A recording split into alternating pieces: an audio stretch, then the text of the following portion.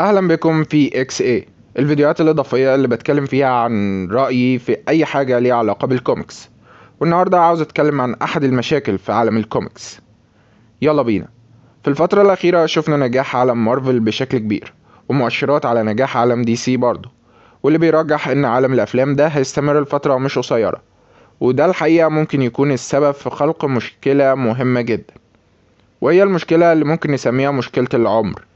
وفكرة ان في الكوميكس فعليا الشخصيات دي مش بتكبر، زي باتمان مثلا. هو من ساعة ما طلع وهو في الثلاثينات او الاربعينات من عمره، ونفس الكلام بينطبق برضو على اغلب الشخصيات التانية، برغم ان قصصهم بتتكتب بقالها اكتر من 70 سنة مثلا.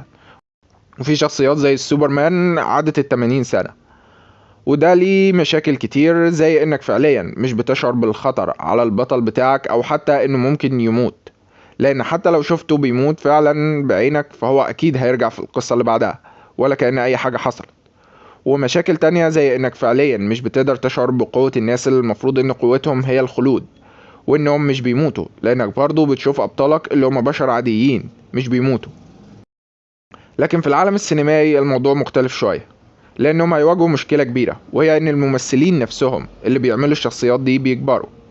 بمعنى ان الممثل اللي بيعمل شخصية باتمان او سوبرمان هيجيله وقته ويكبر، او هيلغي عقده مع الشركة، او حتى هيعتزل التمثيل، او اي سبب. وده اللي هيضطرهم يعملوا حاجة من اتنين، وهي اما انهم هيتخلوا عن الشخصية بشكل نهائي بمجرد انتهاء الممثل منها، ويهتموا بشخصيات تانية. والحل ده مش عملي ومش ممكن يكمل لفترة طويلة. او هيتجهوا للحل التاني، وهو انهم مش هيوقفوا نجاح شخصية معينة ويخسروا شعبيتها بمجرد انتهاء الممثل منها، ولكن هيعملوا حاجة أسهل بكتير، وهي إنهم يغيروا الشخصية السرية وتفضل الشخصية الأصلية زي ما هي. بمعنى إن لو توني ستارك هيموت فممكن بيبر أو أي حد تاني هو اللي يبقى نيو ايرون مان مثلا. ونشوف مثلا إن بعد ستيف روجرز باكي هو اللي بيتقدم علشان يكون هو كابتن أمريكا الجديد مثلا، وهكذا. وده يوصلنا للنقطة الأخيرة اللي حابب أتكلم فيها، وهي تأثير ده على عالم الكوميكس. وان لو ده حصل في الافلام فلازم يحصل برضه في الكوميكس. وده اللي ممكن يحررنا من دوامة الاحداث اللي كل فترة يعيدوها بنفس الشخصيات لكن بشكل مختلف. وشركات الكوميكس تبدأ تفكر في ادخال مفهوم العمر، وان شخصياتها تكون بتكبر بشكل عادي. وكمان الشخصيات اللي تموت تفضل ميتة ويكون موتها مؤثر وليه معنى. ولما شخصية من اللي افتكرناها ماتت ترجع تكون بشكل مفاجئ ونفرح بيها، وليه فوائد كتير تانية.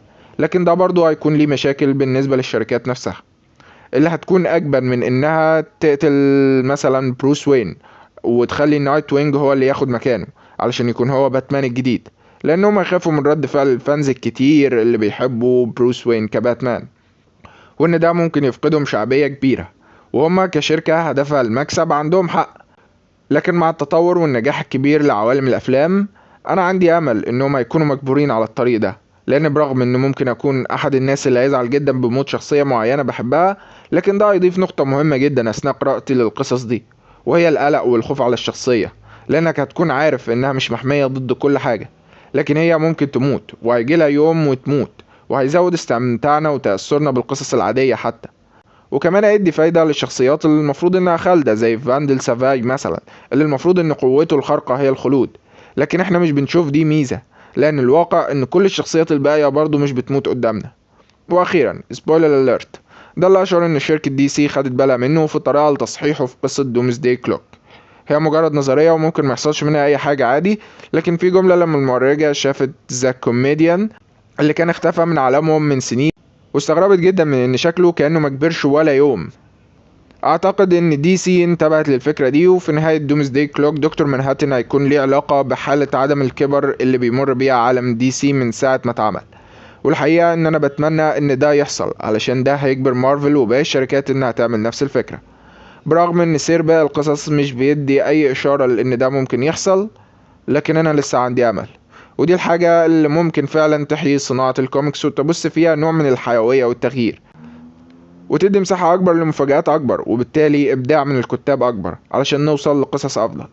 أو إن كل ده خيال، وبعد ما يوصلوا لمرحلة معينة في العالم السينمائي هيوقفوا العالم ويبدأوا من جديد بممثلين جداد يؤدوا نفس الشخصيات في قصص مختلفة. مش عارف. المهم انتوا رأيكم ايه؟ وبس كده، كان معكم أحمد ايه، وكده كفاية.